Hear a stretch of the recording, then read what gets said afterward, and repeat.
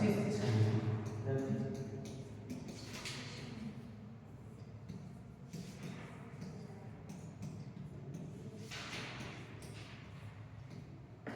राष्ट्रीय शिक्षा नीति 1986।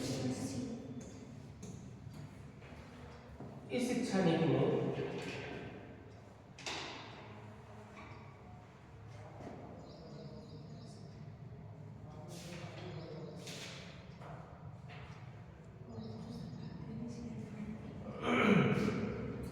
राष्ट्रीय शिक्षा नीति 1986 में जो भारत सरकार ने मानव संसाधन विकास मंत्रालय के माध्यम से इसका गठन किया था और इसमें जिन जिन चीज़ों का इन्होंने उल्लेख किया था और राममूर्ति समिति ने भी किया है, इसके संबंध में अपनी रिपोर्ट प्रस्तुत किया था।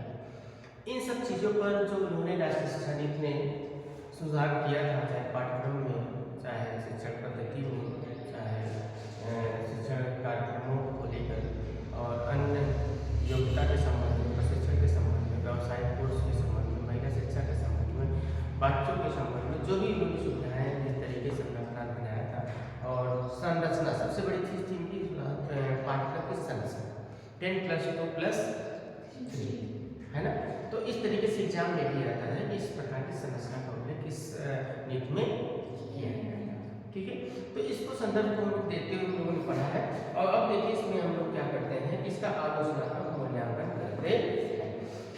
राष्ट्रीय शिक्षा नीति शिक्षा के क्षेत्र में एक महत्वपूर्ण योगदान दिया था, क्योंकि ये शिक्षा की पुनर्संरचना को स्थापित करने के लिए शिक्षा के प्रत्येक स्तर पर सुधार करने का प्रयास किया था, पाठ्यक्रम में सुधार करने का प्रयास किया था, ताकि शिक्षा एक क्या है नवोन्मुखी के रूप में शिक्षा का विस्तार और प्रसार हो सके, है ना। ये तो पॉजिटिव चीजें हो गई, लेकिन इसका हम जब आलोचना करते हैं, क्या करते हैं, आलोचना करते हैं, तो राष्ट्रीय पाठ्यक्रम की क्या है, राष्ट्रीय पाठ्यक्रम की जो एक आलोचना होती है,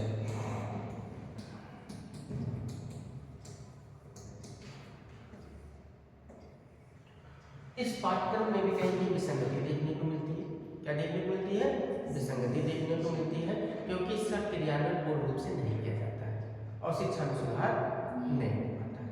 इसलिए इसकी क्या होती है, आलोचना किया जाता है कि जो इसमें सैद्धांतिक तौर पर अनेक प्रकार के सुझाव को तो प्रस्तुत किए थे, भारत सरकार ने इसको लागू भी किया था और इसको स्वीकार भी किया था शिक्षा नीति को। ये पूरा संशोधन करने की भी बात आएगी 1992 में, संशोधन करने की भी बात आएगी राष्ट्रीय शिक्षा नीति में। तो उसके पहले हम देखते हैं, इस पर अगर मूल्यांकन करते हैं, जांचते हैं, परखते हैं इसके संबंध में, तो यह पता चलता है कि इसका जो राष्ट्रीय पाठ्यक्रम निर्धारित किया गया था वह उसके अनुकूल क्रियान्वयन नहीं हो पाया था, इसलिए इसकी क्या किया जाता है, आलोचना किया जाता है। ठीक है, उसके बाद देखिए इसमें एक चीज और किया गया था और राष्ट्रीय संरचना और पाठ्यक्रम के साथ साथ शैक्षिक अवसरों की समानता और शिक्षा की गुणवत्ता, अवसर की समानता की बात की गई थी, इसकी अवसर की समानता। तो ये जो अवसर का उल्लेख किया गया था, किसका उल्लेख किया गया था, अवसर का उल्लेख किया गया था। तो 1988 में 89 में मंडल आयोग का गठन किया गया था, है ना। तो उसी से आगे हम देखते हैं कि 1989 और चंद्रशेखर जो समय प्रधानमंत्री थे, उस समय आरक्षण को लागू करने के लिए अर्थात अवसर की समानता करने के लिए, लागू करने के लिए प्रस्तुत किया था, उन्होंने लागू कर दिया, है ना। इस तरीके से ओबीसी एससी को 27%, ओबीसी को 27% और एससी और एसटी को 21% आरक्षण देने की बात कही गई और इसको संवैधानिक रूप दे दिया गया। और फिर क्या है, 1994 का एक अधिनियम भी बना दिया गया जिससे सभी लोगों को समान अवसर की समानता। ये जो राष्ट्रीय शिक्षा नीति थी, तो अवसर की समानता की बात इस अधिनियम में की जाती है, तो यह अधिनियम अवसर की समानता भले ही करती है, लेकिन व्यवहारिक रूप से अवसर की समानता नहीं हो पाती। समझ, सभी लोगों को समान अवसर नहीं मिल पाता है। अनेक प्रकार की विसंगतियाँ थी, आरक्षण में विसंगतियाँ थी, महिलाओं की शिक्षा में या महिलाओं के अवसरों में विसंगतियाँ थी, एससी एसटी ओबीसी जनता अल्पसंख्यक, इनमें भी क्या है, अवसर की समानता व्याप्त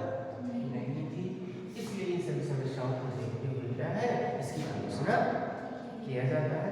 इसीलिए जब इसकी इतनी आलोचना हो जाती है तो भारत सरकार ने क्या करती है, मंडल आयोग को लागू।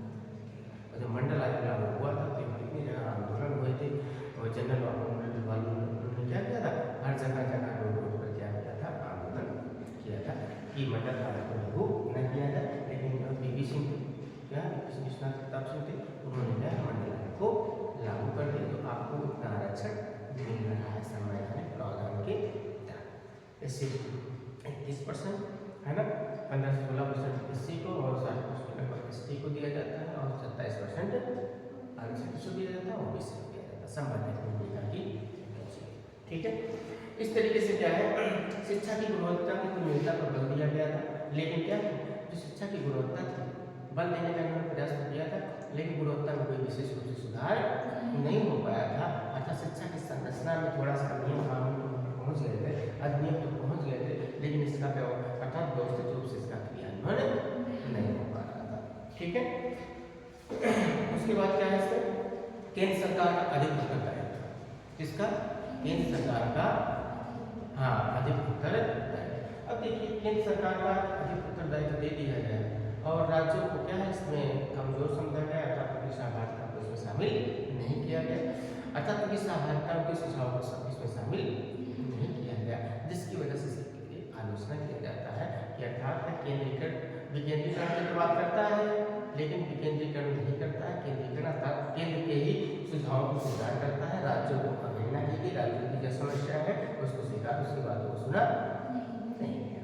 इसलिए क्या है, इसमें केंद्र की सत्ता का ही बोलबाला था, राज्यों के तथा सहभागिता को इसमें योगदान नहीं दिया गया, नहीं लिया गया, जिसकी वजह से इसकी आलोचना किया गया, ठीक है।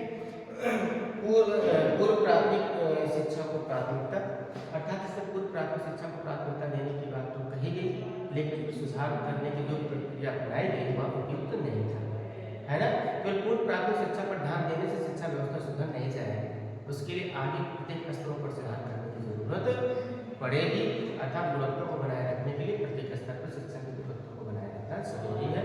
अध्ययन अध्यापन पाठ्यक्रम में हर जगह हर स्तर पर क्या सुव्यवस्थित करना जरूरी है, समझ रहे हैं। प्राथमिक शिक्षा में गुणवत्ता का उन्नयन बड़ी चीज होता है, अर्थात प्राथमिक शिक्षा में जो गुणवत्ता है उसको बढ़ोतरी किया जाए, अर्थात क्या उसका प्रगति किया जाए, ताकि धीरे धीरे आगे बढ़ते हुए क्या प्राथमिक शिक्षा अगर ठीक रहेगा आगे शिक्षा क्या होगा, उचित रहेगा। लेकिन इसका मतलब नहीं है कि केवल प्राथमिक शिक्षा पर आप ध्यान दीजिए, माध्यमिक और शिक्षा पर ध्यान न दीजिए, तो इसको भी आलोचना किया जाता है, ठीक है। पेज सेटिंग क्या है, पेज सेटिंग स्कूलों की व्यवस्था, अर्थात क्या है जो स्कूल है क्या है, जो अनेक प्रकार की कास्ट क्लासें चलती थी और सारी चीजें चलती थी, तो उसको क्या करना था, हर जगह व्यवस्थित तरीके से स्थापित करना, सेट करना था, समझते हैं। लेकिन यह व्यवस्था हर जगह को व्यवस्थित रूप से सेट नहीं हो पाई, जिस वजह से क्या है उसका कोई प्रभाव नहीं हो पाया, जब प्रभाव नहीं हो पाया तो उसको कोई जो है डिस्कस नहीं किया, ठीक है। ग्रामीण स्वायत्त कॉलेज और स्वायत्त विभाग, स्वायत्त कॉलेज और स्वायत्त विभाग होने से मनमानी होने लगती है, प्राइवेट कॉलेज को जिस तरीके से मान्यता दिया जा रहा था उसमें क्या है प्राइवेट कॉलेज से कम होने लगे, उनको स्वायत्ता देने से मनमानी कर रहे थे, अपने हिसाब से फीस बोल रहे थे, अपने हिसाब से पाठ्यक्रम निर्धारित कर रहे थे, अपने हिसाब से सारी चीज निर्देश स्थापित कर रहे थे, जिसकी वजह से क्या है शिक्षा पर कोई व्यापक प्रभाव नहीं पड़ पाया, एक समान शिक्षा का विस्तार नहीं हो पाया, सरकारी और प्राइवेट स्कूलों के पाठ्यक्रम में समानता हो जाए, ठीक है। तो ये भी सारी चीज ग्रामीण विश्वविद्यालय पर हमने जोर दिया, ग्रामीण विश्वविद्यालय होना चाहिए, लेकिन ग्रामीण विश्वविद्यालय को कितनी पहल किया गया, कितना क्रियान्वयन किया गया, कितने लोग शिक्षित हो गए, तो इसका कोई दूरगामी परिणाम नहीं निकल पाया। केवल ग्रामीण विश्वविद्यालय की स्थापना किया गया, सुझाव देने से कार्य नहीं हो जाता है, उसके लिए पहल करनी पड़ती है, तो पहल सरकार नहीं करेगी तो उसका शिक्षा पर कोई प्रभाव नहीं पड़ेगा, ग्रामीण की समस्याओं का निदान नहीं हो सकता है, तो हो पाएगा नहीं हो पाएगा। इसलिए क्या है कि जो ग्रामीण विश्वविद्यालय था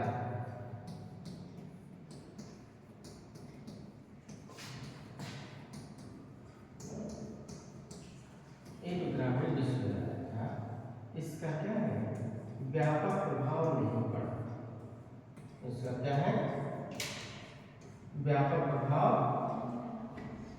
नहीं हुआ, किसका ग्रामीण विश्वविद्यालय, समझ रहे हैं। उसी तरीके से क्या है कंप्यूटर ज्ञान पर विशेष जोर दिया गया, कंप्यूटर पर विशेष जोर देने से तकनीक का विकास नहीं हो पाएगा। इसके लिए पहले उन लोगों को क्या करना पड़ेगा, क्या करना पड़ेगा, हाँ, केवल नीतियों का निर्धारण कर देने से शिक्षा या कंप्यूटर तकनीकी ज्ञान का विस्तार नहीं हो पाएगा। उसके लिए क्या करनी पड़ेगी, प्रत्येक स्तरों पर क्या है, पहल करना पड़ेगा। पहले तकनीक को पढ़ने के लिए, व्यवसायिक पाठ्यक्रमों को पढ़ने के लिए बच्चों को सुविधाएं देनी पड़ेगी और उसके लिए ट्रेनिंग की व्यवस्था करनी पड़ेगी। जमीनी स्तर पर लोगों को क्या है कि बच्चों की अब डायरेक्ट तकनीकी शिक्षा के लोग नहीं उठा देंगे, उनको क्या है उसके प्रति निष्ठा बनानी पड़ेगी, रुचि बनानी पड़ेगी, तभी क्या है कंप्यूटर की रुचि उनकी होगी। उतनी सुविधाएँ दें और उतनी क्या है, अब उसको सीधे आपके पास क्या होना चाहिए, कंप्यूटर होना चाहिए। कंप्यूटर कहाँ से ले पाएंगे गरीब बच्चे, ले पाएंगे नहीं ले पाएंगे। तो इसके लिए क्या है, तो पहले तो आप तकनीकी उपकरण उपलब्ध कराइए, तकनीकी टीचर उपलब्ध कराइए, तब जाके क्या है वो चीज़ उपलब्ध अर्थात जान पाएंगे। इस तकनीकी कंप्यूटर के द्वारा जान जाएंगे। केवल घोषणा कर देने से और क्या है वो नीति बना देने से कोई भी चीज़ सकारात्मक नहीं हो जाएगी या विशेष परिणाम नहीं होगा। ठीक है। जिला शिक्षा प्रशिक्षण संस्थान अर्थात क्या है, ये जो डाइट की स्थापना करने की बात कही, डाइट ने बड़ी अच्छी भूमिका का निर्वहन किया, लेकिन डाइट ने निर्देशन के रूप में क्या है कमजोर के रूप में नीति ग्रहण किया। अर्थात डाइट सक्रिय रूप से कार्य नहीं कर रहा है, वो भी औपचारिक रूप से ही कार्य कर रहा है। इसलिए क्या है डाइट को चाहिए तो समय समय पर विद्यालय का निरीक्षण करें। क्या करें, समय समय पर विद्यालय का निरीक्षण करें, वहाँ पर पाठ्यक्रम क्या पढ़ाया जा रहा है, कितना पढ़ाया जा रहा है, क्या उसका आकलन करने से लोगों को क्या होगा, थोड़ा सा उसका प्रभाव पड़ेगा, है ना। तो इस तरीके से क्या है हम ये इसके देख में चल रहा है डाइट, आपका डाइट का भी निरीक्षण कर सकता है। जो टीचिंग का निर्धारण होता है, कॉलेज का निर्धारण होता है, कौन करता है, डाइट। तभी तो आप लेकर जाएंगे उसको, तो उस पर इसका महत्व होता है डाइट के नीचे, समझ जाएंगे। तो इस तरीके से क्या है जो डाइट अप्रूव करेगा, हमारा ये लड़का टीचिंग के योग्य है, उसको इस विद्यालय में भेजा जा रहा है। प्रक्रिया तो बहुत सारी उसकी, लेकिन क्या है कितनी शिथिलता से काम होता है ना। ये जो विद्यालय दिया जाता है, विद्यालय देने का आपका हक नहीं देना तो हम लोग का हक है, वो डाइट खुद ही आवंटन करने का अधिकार है। किसी भी विद्यालय में क्या कर सकता है, भेज दे सकता है, समझ रहे नहीं। और आपको किस ट्रेनिंग करनी पड़ेगी, फाइल होती है, फाइल में रिपोर्ट पूरा सारा चीज तैयार करके फिर वहाँ पर डाइट में जाके जाओ फाइल से जो लोग डाइट से करते हैं वो लोग ऐसे ही बिल्कुल करते हैं, बिल्कुल सारी चीज़ें व्यवस्थित होती है। और पेटल में नंबर भी नहीं देते हैं, ऊपर से पेटल में नंबर भी नहीं देते हैं, 50 हाँ, जैसे पूरी रिकॉर्ड, पूरी फाइल, पूरी सारी चीज़ एक्टिविटीज़, जैसे उसमें बहुत सारे होते हैं, जितने लोग पेट करके देखते हैं तो कितनी सारी चीज़ें होती हैं, उसको फिजिकली सब कराना पड़ता है, जिसका नंबर पता होता है, चीज़ का वो होता है। लेकिन तुम लोग को तो क्या है दे देते हैं, आपको करा देते हैं, समझ रहे हैं। ये सब सारी चीज़ें होती है, हो जाए क्या है सक्रिय हो जाए तो क्या है इसमें बहुत सुधार है, इसमें बहुत सुधार है। तो इस तरीके से भारतीय शिक्षा सेवा, और इस तरीके से क्या है भारतीय शिक्षा सेवा की भी बात कही गई, लेकिन भारतीय शिक्षा सेवा का भी जो भी प्रावधान किया गया अभी सुव्यवस्थित तरीके से नहीं किया गया, अर्थात शिक्षा पर कोई व्यापक प्रभाव नहीं पड़ा। इसलिए इसकी आलोचना किया जाता है। क्या किया जाता है, इसकी आलोचना किया जाता है, इसकी राष्ट्रीय शिक्षा। हालांकि सकारात्मक कदम इन्होंने उठाया और अच्छी क्या है सब प्रत्येक स्तरों पर शिक्षा का विकास करने का प्रयास भी किया, लेकिन क्या है उनका व्यवस्थित तरीके से क्या है अर्थात इसका परिणाम सकारात्मक रूप से नहीं हुआ। ठीक है, तो ये आपका किया गया है। तो जो हमने पॉइंट बताया है वही पॉइंट के माध्यम से उसका मूल्यांकन करना है। जो सिर्फ पॉइंट दिए हुए हैं जैसा हमने बताया उसी पॉइंट को हम लोग क्या कर लीजिए 5 से 7 पॉइंट नोट कर लीजिएगा और उसी पर इसको उसी पॉइंट पर लिखाना है ना। तो जो है उसमें पॉइंट उसी पॉइंट पर ही करना है, वो जो है ना लास्ट में उसी पर डिस्कस करना है, उसी को दो चर्चा करेंगे। हाँ, वो करके एक्सप्लेन कर देना। देखिए अगर पूछेगा कि राष्ट्रीय शिक्षा नीति का आलोचनात्मक मूल्यांकन करें, ठीक है, तो उसमें क्या लिखना है आप लोग को कि यह यहाँ पर राष्ट्रीय शिक्षा नीति में 10+2+3 का पाठ्यक्रम निर्धारण किया गया। ठीक है, ये तो इसका पॉजिटिव चीज हुआ जो शिक्षा की ओर क्या है बहुत ही आसानी रूप से इसका सकारात्मक रूप से क्या है इसका योगदान रहा। लेकिन इसके परिणाम है हाँ मूल्यांकन में पहले अच्छाई फिर उसके बाद उसकी हाँ हालांकि प्रयास सरकार ने किया लेकिन इसका सकारात्मक प्रभाव नहीं पड़ा क्योंकि क्रियान्वयन सुचारू रूप से नहीं। बस यही चीज जोड़ते जाओ उसमें करते जाओ। ठीक है, उसमें देख लेंगे बाद में जैसे हम तो उसको कर दिया जाएगा। संशोधित राष्ट्रीय शिक्षा नीति 1900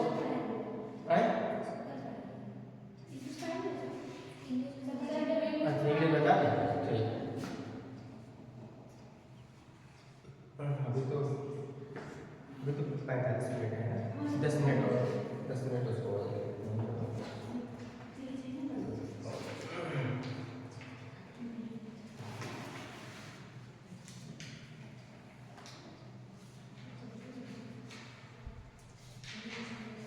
तो देखिए कि संशोधित राष्ट्रीय शिक्षा नीति क्या कहते हैं।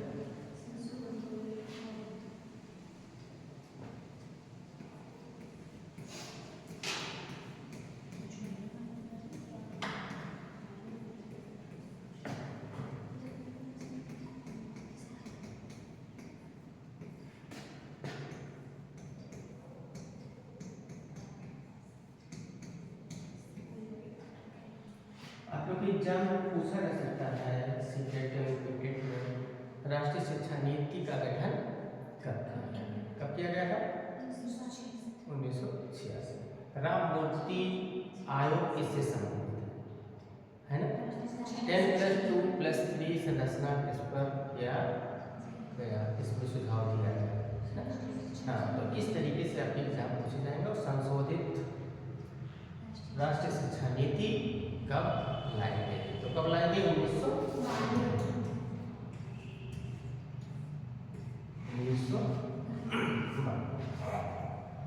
तो अब देखिए इसमें क्या है, जो शिक्षा की राष्ट्रीय संरचना थी, शिक्षा की राष्ट्रीय संरचना थी 10+2+3।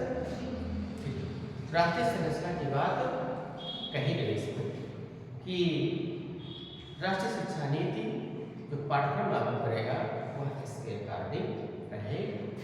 ये पाठ्यक्रम की संरचना है, क्या है पाठ्यक्रम की संरचना है। और राष्ट्रीय पाठ्यक्रम को लागू करने के लिए एक समान अवसर, एक समान व्यवस्था है ना, और एक प्रकार की शिक्षा, एक प्रकार की गुणवत्ता, और फिर क्या है अल्पसंख्यक वर्गों की शिक्षा, महिलाओं की शिक्षा, और अनुसूचित अनुसूचित जनजातियों की शिक्षा, और फिर बाल शिक्षा है ना। तो इन सब पर संवैधानिक प्रावधानों को स्वीकार करते हुए राष्ट्रीय शिक्षा नीति ने क्या है शिक्षा के क्षेत्र में एक महत्वपूर्ण कदम उठाया था। समझ रहे हैं किसने उठाया था? हाँ ठीक है। और उसके बाद क्या है कि ये जो राष्ट्रीय शिक्षा नीति है इसका क्रियान्वयन में या फिर क्या इसकी जो प्रभाविता थी, जो इसमें लागू होने के बाद जो निष्कर्ष आ रहे थे है ना, फीडबैक आ रहा था, उसके बाद में समीक्षा की जानी चाहिए कि राष्ट्रीय शिक्षा नीति हमने तो बना दिया, लागू भी कर दिया, लेकिन इसका परिणाम क्या है, इसका परिणाम क्या है। तो इसके संबंध में 5 वर्ष पश्चात कितने, हाँ 5 वर्ष पश्चात संशोधन की बात की गई कि लाइए एक बार इसको समीक्षा कर लिया जाए। क्या कर लिया जाए? समीक्षा कर लिया जाए, आखिर इसका प्रभाव क्या रहा है। राष्ट्रीय शिक्षा नीति को लागू कर दिया गया है, इसका प्रभाव क्या रहा है। तो इस तरीके से क्या है कि इसी क्रम में संशोधित प्रारूप को 7 मई 1992, कब 7 मई, हाँ 7 मई 1992 7 मई 1992 को क्या हुआ? हाँ, उसको संसद के पटल पर रखा गया। कहाँ पे रखा गया? हाँ,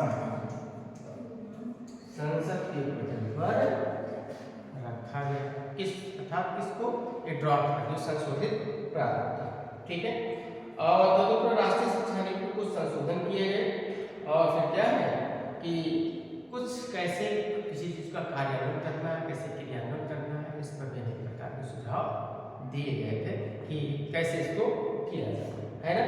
तो इस तरीके से क्या है कि 1992 में प्रस्तुत किया गया, जिसे हम कहते हैं कार्यान्वयन कार्यक्रम। क्या कहते हैं?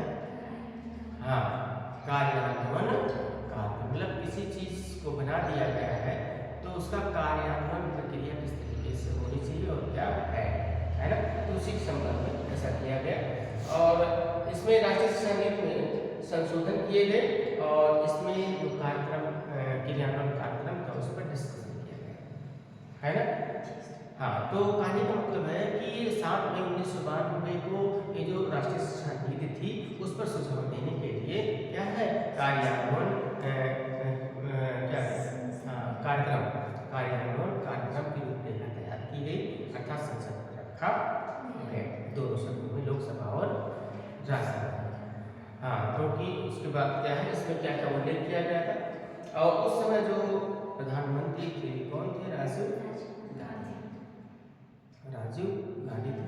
92 में भी क्या हुआ था इनका फिर मानव वंश लगा दिया गया, है ना। तो इस समय राजीव गांधी भारत के प्राइम मिनिस्टर थे। वो शिक्षा में सुधार करना चाहते थे और कंप्यूटर में भी इनका बहुत बड़ा योगदान था। राजीव गांधी 1985 से ही क्या है कंप्यूटर के क्षेत्र में बहुत ही क्या है, जब अमेरिका देने से इनकार कर दिया। क्या कर दिया? अमेरिका पहले कहा कि हम आपको कंप्यूटर देंगे, क्या देंगे? कंप्यूटर देंगे, तकनीकी देंगे। फिर जब देने लगा तो वो अनेक प्रकार के शर्त रखने लगा। कोई व्यक्ति क्या है किसी काम में एग्री होता है तो फिर क्या करने लगता है? अनेक प्रकार के शर्त रखने लगा। अब भारत मजबूर हो गया। भारत क्या हो गया? मजबूर हो गया या फिर इतनी बड़ी बड़ी शर्त रख रहा है। तो राजीव गांधी यहाँ के होते, तो राजीव गांधी ने क्या है पूरा टेक्नोलॉजी के क्षेत्र में पूरा क्या है आगे बढ़ा दिया। उन्होंने क्या है विभिन्न तकनीकी विशेषज्ञों को भारत बुलाया और यहाँ पर क्या है कंप्यूटर का निर्माण करना शुरू कर दिया।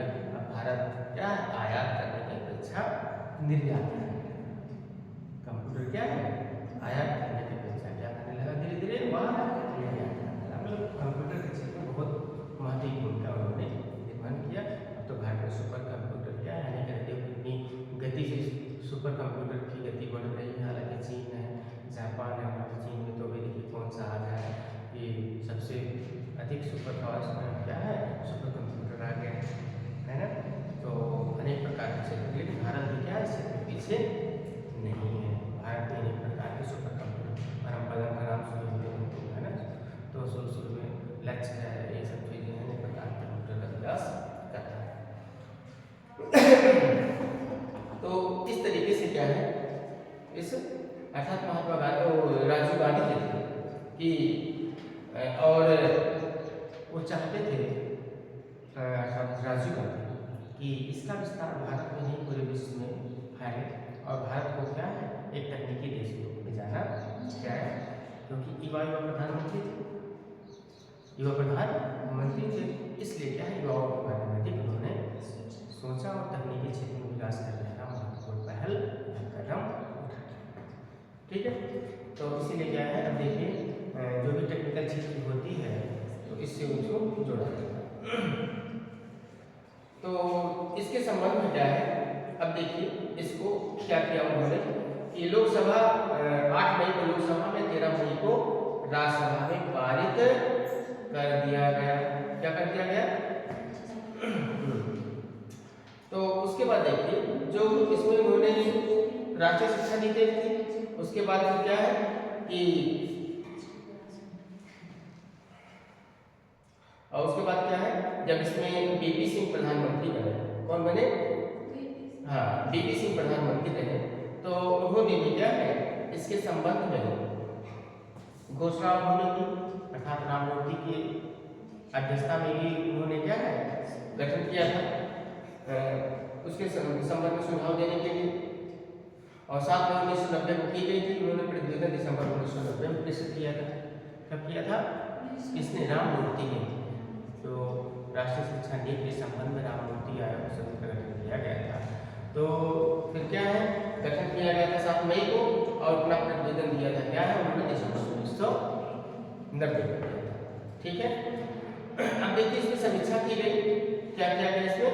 समीक्षा के लिए जुलाई 91 में केंद्रीय शिक्षा सलाहकार बोर्ड द्वारा राष्ट्रीय शिक्षा नीति 1986 कार्य योजना की समीक्षा के लिए क्या है समिति का गठन किया गया। समझ रहे हैं? उसके संबंध में समिति का गठन किया गया, जिसमें से क्या है आंध्र प्रदेश के मुख्यमंत्री थे। कौन थे? श्री जनार्दन रेड्डी की अध्यक्षता में क्या है गठन किया गया। अब देखिए इसमें कितने लोग शामिल थे? मुख्य दलों में 6 शिक्षा मंत्री थे और 8 शिक्षा शास्त्री, है ना। एक शिक्षा मंत्री थे और 6 शिक्षा मंत्री थे और फिर क्या है तो 6 शिक्षा मंत्री और 8 शिक्षा शास्त्री, शिक्षा के विशेषज्ञ, है ना। और उन्होंने अपना प्रतिवेदन कब दिया? 1900 और इन्होंने कहा कि जो 1986 का राष्ट्रीय शिक्षा नीति बना हुआ था उसमें बहुत कम संशोधन करने की जरूरत है, मतलब बहुत ज्यादा व्यापक संशोधन करने की जरूरत नहीं है। और इन्हीं पर उन्होंने संशोधन किया था और इसी योजना को हम लोग क्या कहते हैं, अर्थात राष्ट्रीय शिक्षा नीति की नवीनतम नीति 1992 कहते हैं। राष्ट्रीय शिक्षा नीति की नवीनतम नीति या संशोधित शिक्षा नीति 1992, ठीक है। तो उसी के संबंध में उन्होंने सुरक्षा दी, ठीक है। तो उन्होंने भी अब देखिए उनका मुख्य उद्देश्य था राष्ट्र से जोड़ना। क्या मुख्य उद्देश्य था इनका? राष्ट्रीय शिक्षा नीति को राष्ट्र से जोड़ना और संवैधानिक मूल्यों को लागू करना, अर्थात संवैधानिक मूल्यों के माध्यम से वो शिक्षा का विस्तार नहीं हो पा रहा था, जिसकी वजह से क्या है अनेक प्रकार की समस्याएं इसमें हो रही। तो चलो इसको हम लोग क्या है कर पड़ते हैं उद्देश्य और राष्ट्रीय शिक्षा नीति का नवीनतम उद्देश्य रूपरेखा, क्या क्या संशोधन थे इसमें और किस तरीके से इसका समिति कार्यान्वयन और नई शिक्षा नीति के दोष, ठीक है।